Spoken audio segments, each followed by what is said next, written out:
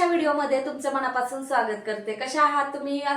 मस्त असाल, मजेत असाल अशी आशा करते। हा बुधवारचा दिवस आहे आणि आजचा व्हिडिओ थोडासा वेगळा आहे, देवाच्या रिलेटेडच आहे पण थोडासा वेगळा आहे।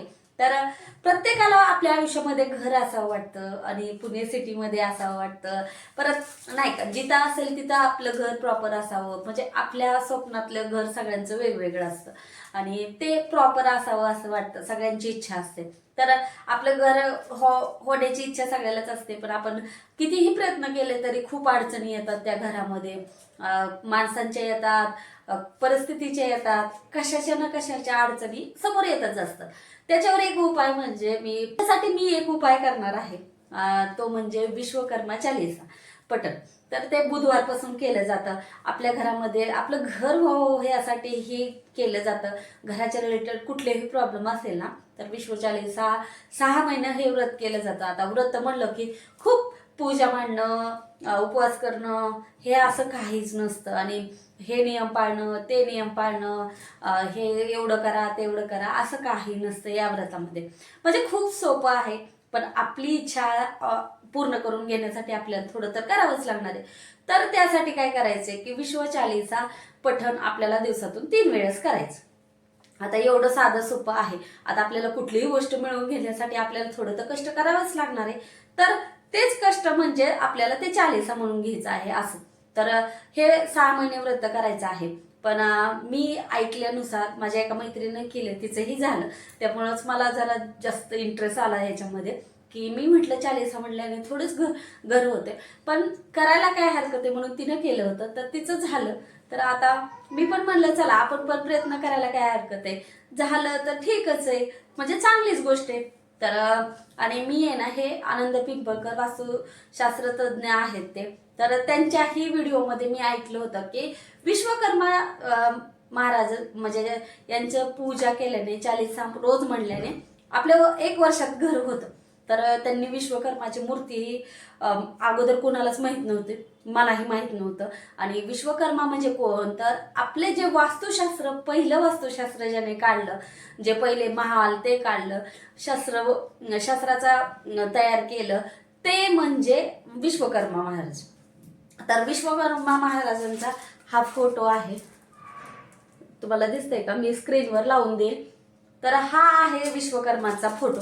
तर आपली पूजा करण्यासाठी विश्वकर्माचा फोटो लागतो, पण जर मिळतच नसेल ना, आता मला खूप शोधून मिळाला आहे, तर नाही मिळाला तर काय करायचं, आपण सत्यनारायणाचा फोटो असतो आपल्याकडे किंवा विष्णू महाराजांचा फोटो असतो, तर तो फोटो वापरला तरी चालतो।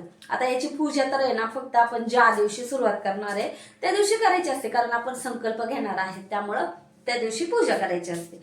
तर चला आता यांची मी आजपासून करणार आहे। तर खरंच म्हणजे मला अनुभव आला, मी नक्की तुम्हाला सांगेलच, पण करायला काय हरकत आहे, करता करता परमेश्वर म्हटलं जातं, त्यामुळं मी हे सुरुवात करणार आहे आणि माझीही खूप इच्छा आहे, त्यामुळं मी म्हटलं चला आपण करायला काय हरकत आहे, फक्त 1 वेळेस चालीसा म्हणायचे आणि आपल्या घरात आहे ना खूप छान त्या चालीसेचं हे होतं। तर अजून त्याचं काय काय महत्व, कशामुळं हे केलं जातं हे मी पुढे व्हिडिओमध्ये सांगेलच तुम्हाला।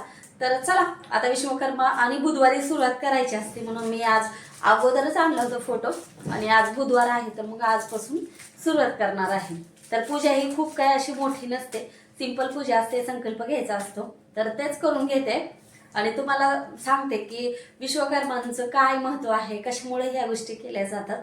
तर चलो पूजा। आपल्या भाषेत सांगायचं झालं तर पुराण काळातील इंजिनियर म्हणजे विश्वकर्मा भगवान। विश्वकर्मा भगवान हे ब्रह्मदेवांचे पुत्र, धर्मांचे पुत्र वासुदेव आहेत आणि वासुदेव आणि अंगरसी यांचा पुत्र म्हणजे विश्वकर्मा।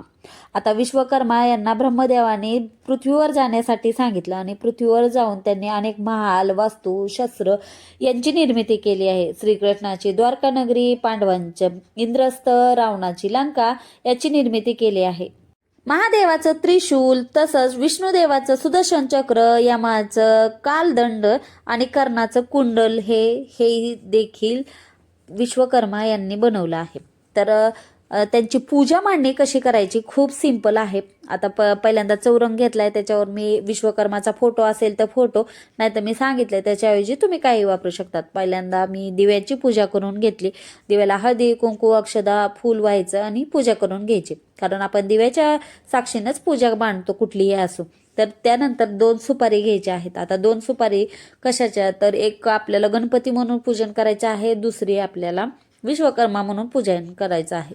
तर पहिल्यांदा गणपतीच्या याला, कारण आपण सगळ्या पूजेमध्ये अगोदर गणपतीला मान देतो, त्यामुळं गणपतीची या सुपारीची हळदी कुंकू अक्षदा आणि फूल वाहून पूजा करायची आहे. आणि दुसऱ्या आहे तिचीही हळदी कुंकू अक्षदा वाहून पूजा करायची. ही विश्वकर्मा म्हणून सुपारी आपण देवघरातही ठेवू शकतो, नाहीतर आणि दुसऱ्या दिवसापासून अशी पूजा आपल्याला मांडायची नाहीये. फक्त ज्या दिवसापासून आपण सुरुवात करणार आहे त्या दिवशीच आपल्याला पूजा मांडणी करायची आहे.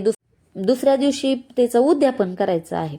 तर एवढंच आहे. परत नंतर पूजा आपल्याला मांडायची करायची नाही. आणि आपल्याला संकल्पन पण घ्यायचा आहे. तरी ही पूजा आपल्याला आहे ना खूप साधी आहे. आणि त्यानंतर नैवेद्याला आपल्या घरामध्ये आपण एखादा गोडाचा बनवलेला ते ठेवायचा, किंवा फळ ठेवला तरी चालेल, किंवा साखर ठेवायची.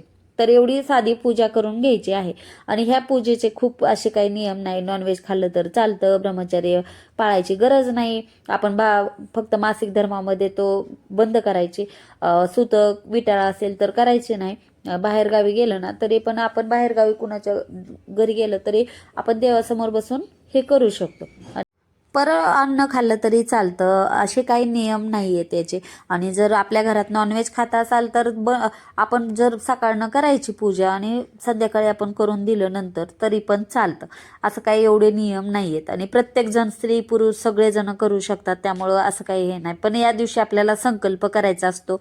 आणि शक्यतो जमलं तर बुधवारचा दिवस मानला गेलाय म्हणून बुधवारी सुरुवात करायची.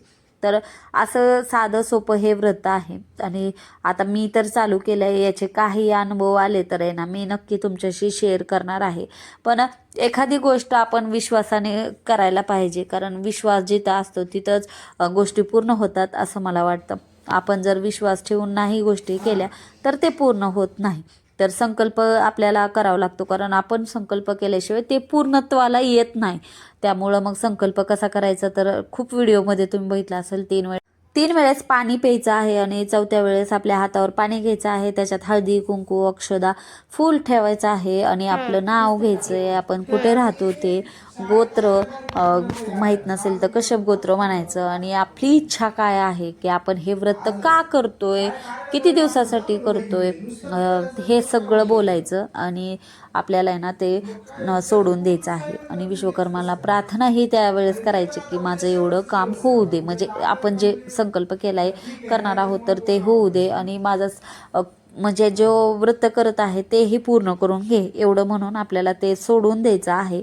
आणि त्यानंतर पाणी आपल्याला एक पळी हातावर सोडायचे आहे. तर असा संकल्प साधा सरळ कशा पद्धतीने घ्यायचा हेही मी तुम्हाला सांगितलं आहे. आणि त्यानंतर मग मी म्हणून घेणार आहे, जे विश्वकर्मा चालीसा आहे ते म्हणून घ्यायचे. आता 3 वेळेस आपल्याला म्हणायचे.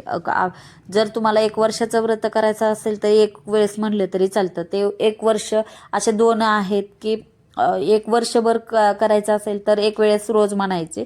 आणि जर तुम्हाला 6 महिने व्रत करायचं असेल तर दिवसातून 3 वेळेस, असं त्याचे 2 प्रकार आहेत. तर अशी पूजा मांडणी मी केली आहे. आपल्या कष्टाला श्रद्धेची जोड. विश्वकर्मा हे आपल्याला घर आणून देणार नाही, फक्त आपल्या मार्गातील अडथळे दूर होतील. आणि खूप जणांचे अनुभव असे आहेत की त्यांनी हे केल्यानंतर त्यांचे घरं 1 वर्षात झाले आहेत. तर आपण त्यांच्या अनुभवानुसार काही गोष्टी करू शकतो. तर त्यामुळं मी हे विश्वकर्मा चालीसाचं व्रत चालू केलं आहे. तर त्याचे अनुभव मी आले तर तुम्हाला नक्की कमेंट करून सांगेल. तर व्हिडिओ आवडला असेल तर प्लीज लाईक करा, शेअर करा.